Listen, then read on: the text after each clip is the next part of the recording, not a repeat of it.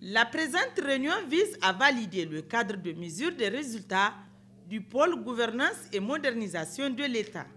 Un pôle qui compte 28 membres, dont 13 ministères, est l'un des meilleurs du point de vue fonctionnement, a annoncé le directeur de cabinet du Premier ministre Ahmed Souley, superviseur du pôle, et ceci grâce au dynamisme du haut-commissaire à la modernisation de l'État et son équipe.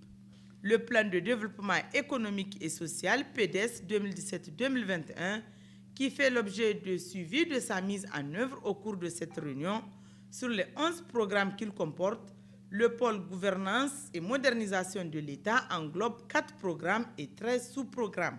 Il s'agit de la mobilisation sociale pour un changement de comportement, de la consolidation de la culture démocratique et républicaine, la consolidation de l'efficacité et la transparence des institutions et le renforcement de la sécurité intérieure et frontalière.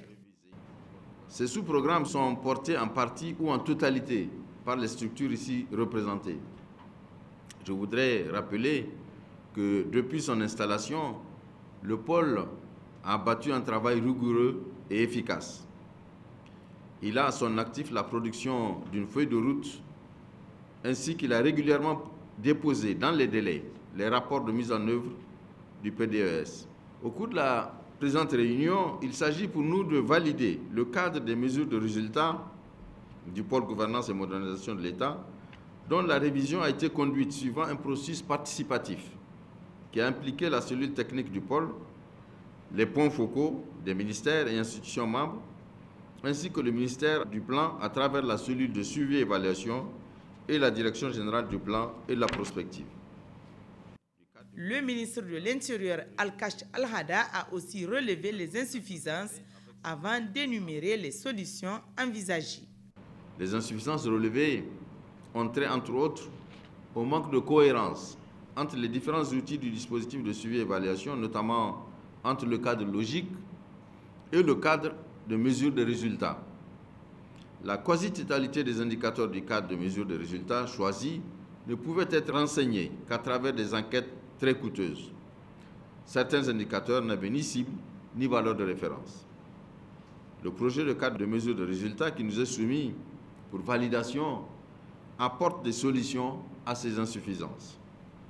Aussi, voudrais-je rappeler que le cadre de mesure des résultats est une matrice à l'aide de laquelle les parties prenantes s'entendent sur les indicateurs qui permettent de démontrer l'atteinte des résultats de développement.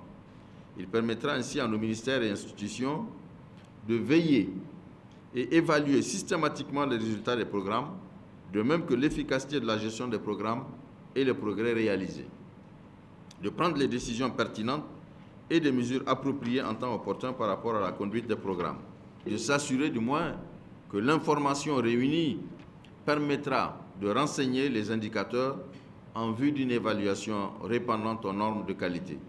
Au terme de son allocution, Al-Kash Al-Hada a demandé aux participants d'examiner minutieusement le document qui sera soumis à leur appréciation pour qu'au sortir de cette session, le Niger dispose d'un document de référence. Je vous remercie.